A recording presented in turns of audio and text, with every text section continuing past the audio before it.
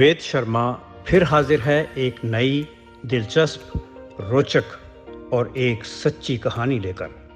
दोस्तों की मंडली में एक बहुत ही पक्का दोस्त ओम प्रकाश, जिसे हम प्यार से ओपी कहते, दोस्तों का दोस्त और बहुत ही निडर। प्रोफेशन पत्रकारिता, और वो भी खोजी पत्रकारिता। वो हर काम करने में आतुर रहता जिसमें रिस्क फैक्टर हो, सोचे बिना हर उस काम में घुस जाना जिसमें चाहे जितना बड़ा रिस्क हो। हमें याद है ये 1966 की बात है, जब भारत के एक बहुत ही मशहूर तैराक मिहिर सेन ने श्रीलंका के जाफना डिस्ट्रिक्ट से भारत के तमिलनाडु स्थित धनुषकोडी तक की 23 किलोमीटर की समुद्र के रास्ते तैरकर पार करने के लिए समुद्र में तैरना शुरू किया। ओपी ने उसकी रिपोर्टिंग करने का निश्चय कर मिहिर सेन की टीम में एक हिस्सा बन गया। ओपी बताया करता था कि मिहिर सेन एक बहुत ही सीजन तैराक थे। जो 23 किलोमीटर समुद्री रास्ता उन्होंने सोचा था 10-12 घंटे में पार करना, उसको शायद 24 घंटे लग गए। सारा दिन और सारी रात वो समुद्र में तैरते रहे और अगले दिन की सुबह धनुषकोडी पहुंचे। ओपी एक किश्ती में सवार थे बाकी टीम के साथ। समुद्र तूफान में था, लहरें किश्ती से टकराती क्योंकि उस रात फुल मून के कारण ज्वार भाटा अपनी चरम सीमा पर था। जान जोखिम में थी, पत्रकारिता तो करनी थी। अगले दिन जब मिहिर सेन और उनकी टीम धनुषकोडी किनारे पर पहुंची तो सबकी जान में जान आई। ओपी का कहना था, नो लाइफ विदाउट रिस्क। ऐसा था ओपी। ओपी हर समय घोड़े पर सवार रहता था। एक दिन दोस्तों में अनाउंस कर दिया कि क्यों ना हम जंगल सफारी करें। जंगल सफारी के लिए सब खुश हो गए और प्रोग्राम बना गुजरात के गिर फॉरेस्ट की सफारी करने का। ओपी ने सब इंतजाम कर लिए, सफारी, ट्रेन पर जाने की बुकिंग, फॉरेस्ट रेस्ट हाउस में रहने की बुकिंग इत्यादि। आखिर वो पत्रकार था, सब कुछ सलीके से करना उसकी कार्यशैली थी। उसके दिल में क्या चल रहा था किसी को कोई आइडिया नहीं था। जूनागढ़ गुजरात के पास स्थित है गिर जंगल, एशियाटिक शेरों का गढ़। शेरों का एक नेचुरल हैबिटाट कहा जा सकता है गिर जंगल को। जंगल सफारी की पूरी व्यवस्था रहती है गिर के जंगलों में। चूंकि हमें बुकिंग थोड़ी देर में मिली तो शाम जरा जल्दी ढल गई, लेकिन हमें शेरों को उनके नेचुरल हैबिटाट में देखकर बहुत ही अच्छा लगा, बहुत मजा आया। कहीं शेर आपस में खेल रहे थे, कहीं झुंड में पानी पी रहे थे और कहीं सुस्ता रहे थे। जब थोड़ा अंधेरा होने लगा तो न जाने कब ओपी ने जीप ड्राइवर से कहा, थोड़ी देर रुकना भैया, हल्का होने के लिए। ओपी जीप से उतरकर कुछ दूर झाड़ियों में हल्का होने के लिए चला गया।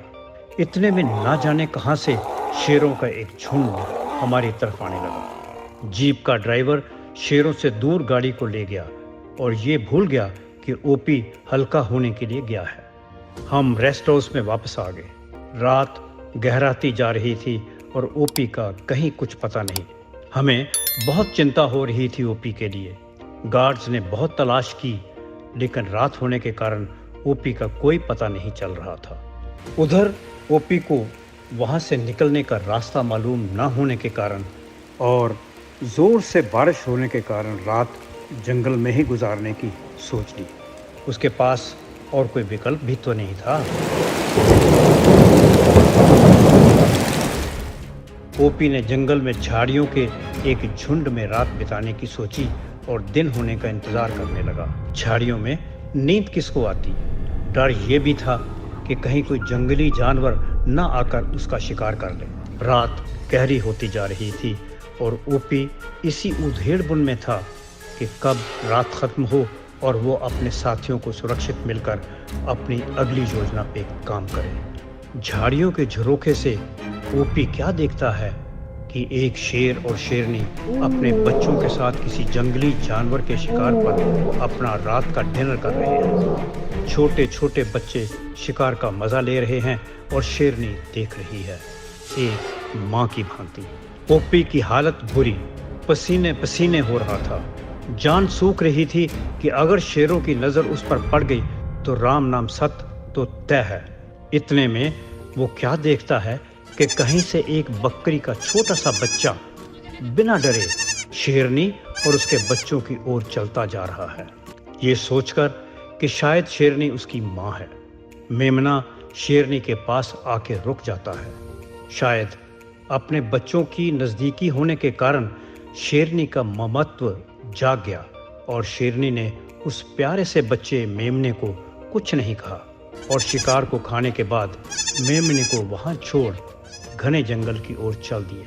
ओपी ये सब सांस रोके देख रहा था, हैरान था और सोच रहा था कि क्या हर स्थान पर लाफ जंगल ऑपरेट होता है।